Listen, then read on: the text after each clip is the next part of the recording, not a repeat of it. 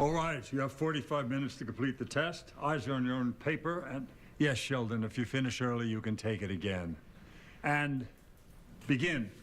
And I was off. I flew through wave functions. I dominated harmonic oscillators. The only challenging part of this exam was trying to balance the desire to finish quickly with the urge to stop and smell my freshly sharpened pencil.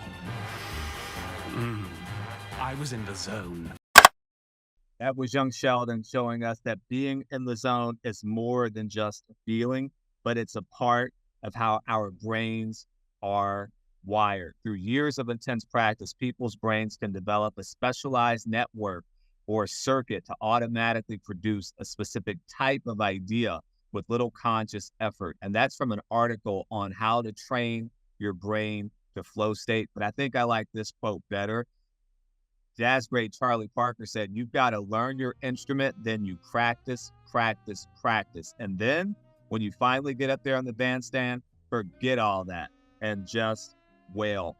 I love that. And I think that that's good reminders for us. Many of us know that practice, practice, practice is good. I've even heard perfect practice makes perfect. I'm sure you have as well too. But are you giving yourself permission to do that in this anxiety-filled world?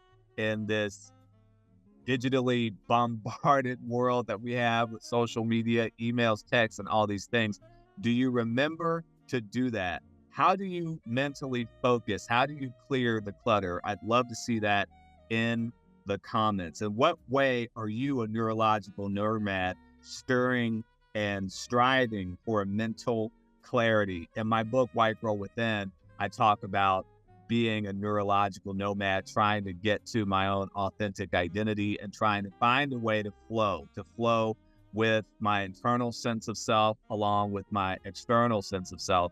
And that's quite the challenge, I think, for really anyone, but especially if you're working through gender issues, working through race issues and your intersectionality and the such. And I'd love for you to check out that book because there's a resource section in the back to help you with processing a lot about your own identity and the identity of others. And that, I think, has a direct connection to flow state and to operating well. You know, young Sheldon's instrument, of course, was his pencil and obviously his thoughts, and the test that he was taking, that was his canvas. And he flowed, but until he got stuck. Later on in the clip, which we didn't see, I may be able to show it in this video, but I'm trying not to get a copyright strike. But what we did not see in the rest of the clip is that he froze. He locked up. He was doing well at first with executing that test. He was nailing it, but then he got the better of him. And I found it interesting that he was at first in flow state, being in the zone, as he said, and just letting all of his natural training and years of creative thought and intellectual thought just flow through on the actual page. But then there was something else that ultimately locked him up as he went through, and he couldn't answer the last parts of the test, which I thought was interesting. The rest of the article that I referred to on how to train your brain for flow state, it basically says you need these three sorts of pillars that you've got to make good on. The first one, you've got to build that deep expertise, and that's in whatever creative discipline that you care for, whether if it's music, whether if it's test taking and dealing with mathematics and science and STEM, or whether if it's like us right here on this channel where we are literally writing our way to a better life, processing our financial literacy, emotional literacy, in this case, our creative literacy, and how we let that flow and what that looks like. So you have to build that up. So that means lots of writing for us, lots of instrumentation for those that are the instrumentalists, and lots of STEM work, obviously, for the STEM folks. The second thing is you've got to practice. You simply just have to do it. This is like my fifth take. And I think because I've been like overthinking this. So I'm trying to flow and talk about flowing when I'm not flowing. But here's the third thing. This is probably what tripped me up. This is likely what tripped up young Sheldon as well too. Number 3, it says that you have to do what? You have to learn how to withdraw conscious control once you've reached that high level of expertise. So kind of going on autopilot and just letting the best of your training come through and shine through. And I think that that's the real takeaway. A lot of us read, a lot of us write, a lot of us analyze, a lot of us understand many different things. I think we're leveling up in our intelligence, but are we getting locked in it? Is it information overload as we are hyper wired, hyper connected? So with all that, how do you recenter? How do you refocus? How do you learn how to play again? How to have fun again?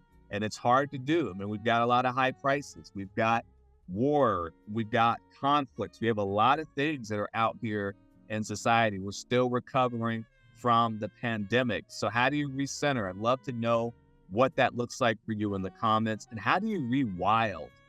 How do you even define rewilding? I'm working on that. I like walking around barefoot in the grass. I like just kind of just de-professionalizing sometimes when I get a chance to get away from work.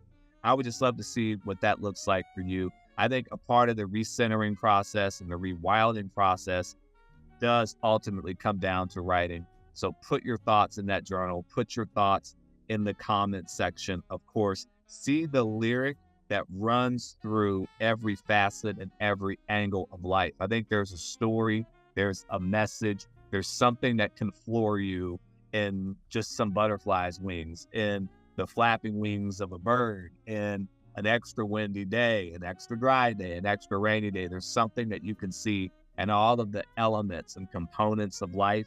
And with that said, I would love to speak at your school or go to your nonprofit, your college, or what have you, and talk more about writing as a centering practice and how that might help to spur on a flow state for you and whatever it is that you're doing, especially in the most unlikeliest of places. Again, Young Sheldon was doing the mix of letting a part of that flow state unfold while also being in an environment that is usually anxiety producing for most of us, and that's test taking.